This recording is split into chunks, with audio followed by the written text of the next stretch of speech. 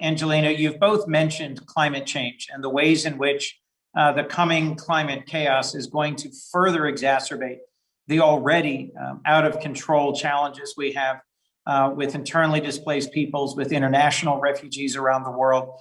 How do you see climate having an impact on refugees?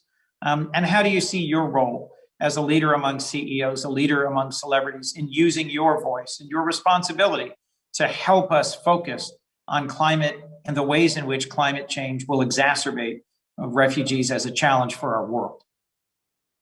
Well, I think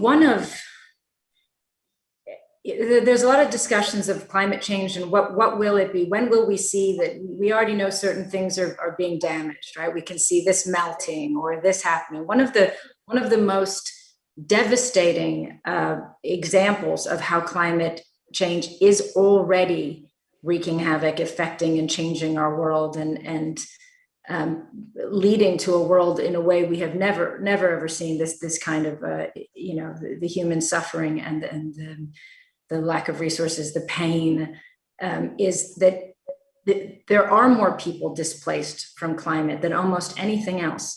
Because even when you think of Darfur is lack of water.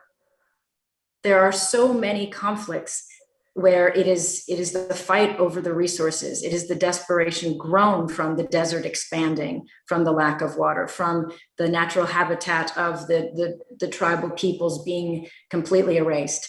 That is why many of these conflicts are happening. It's why there is no sudden, easy return home or solution when there's a kind of agreement signed. You can't, there are islands that are sinking. There are places where people live that no longer will exist.